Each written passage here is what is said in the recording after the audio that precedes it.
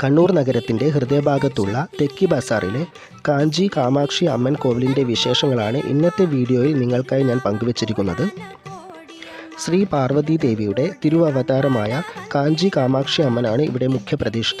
ഉപദേവതകളായ ഗുരു, മുനീശ്വരസ്വാമി, ഗണപതി ഭഗവാൻ, നാഗദേവതകൾ, മുത്തുമാരിയമ്മ, കറുമാരിയമ്മ, കന്യാമാരിയമ്മ, കല്യാണ നവഗ്രഹങ്ങൾ എന്നീ പ്രതിഷ്ഠകളാണ് ഉള്ളത്. ക്ഷേത്രനട ദിവസവും രാവിലെ 5 മണിക്ക് തുറക്കും. വെള്ളിയാഴ്ചയും ശനിയാഴ്ചയും ഒഴികെയുള്ള ദിവസങ്ങളിൽ രാവിലെ 10:30 നടയടയ്ക്കും.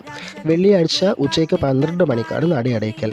എന്നാൽ ശനിയാഴ്ച 11 മണിക്കാണ് നട അടയ്ക്കൽ. എല്ലാ ദിവസവും വൈകുന്നേരം 5 മണിക്ക് നട തുറന്ന് രാത്രി 8 മണിക്ക് നട അടയ്ക്കും. ഇതിനിടയ്ക്ക് ഭക്തർക്ക് വഴിപാട് സമർപ്പണം നടത്താവുന്നതാണ്. ഈ ക്ഷേത്രത്തിലെ പ്രദക്ഷിണ രീതി ആദ്യം ഗുരുവിനെയും പിന്നെ മുനീശ്വര സ്വാമിയെയും തൊഴുതു വലം വെച്ച് കന്നിമൂല ഗണപതിയെ പ്രാർത്ഥിച്ച് തൊഴുതു വലം വയ്ക്കുക. പിന്നെ നാഗദേവതകളെയും മുത്തുമാരിയമ്മ, കറുമാരിയമ്മ, കന്യാമാരിയമ്മ ഇവരെ തൊഴുതു വലം വെച്ചതിനു ശേഷം കല്യാണ നവഗ്രഹങ്ങളെ തൊഴുതു വലം വയ്ക്കുക.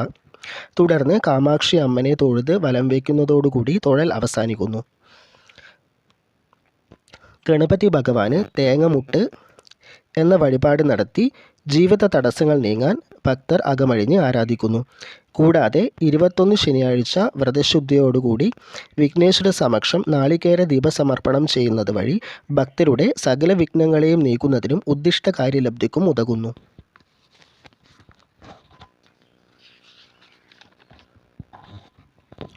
അഖില ലോകജനനിയും സാക്ഷാൽ ആദിപരാശക്തിയുടെ തിരുവവതാരവുമായ ശ്രീ മുത്തുമാരി അമ്മയ്ക്ക് നാരങ്ങ ദീപസമർപ്പണമാണ് മറ്റൊരു പ്രധാന വഴിപാട്.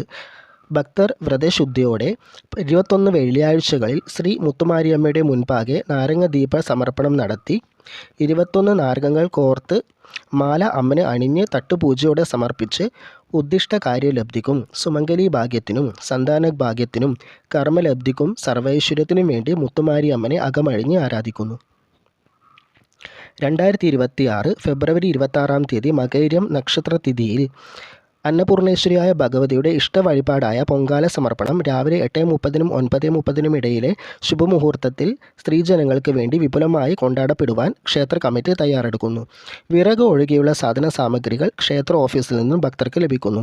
ഭക്തർക്ക് പൊങ്കാലയ്ക്ക് വേണ്ട സാധന സാമഗ്രികൾ നൽകാവുന്നതുമാണ്. തുടർന്ന് ഉച്ചയ്ക്ക് 12:30 അന്നദാനവും ഉണ്ടാകും. 2026 ഫെബ്രുവരി 15 ശിവരാത്രി ദിനത്തിൽ ഭക്തർക്ക് ലക്ഷദീപ സമർപ്പണവും വഴിപാട് ചെയ്യാവുന്നതാണ്.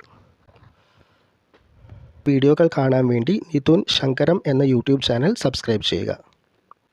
മറ്റൊരു വീഡിയോയുമായി നിങ്ങളുടെ മുമ്പിൽ എത്തുന്നത് വരെ ബൈ.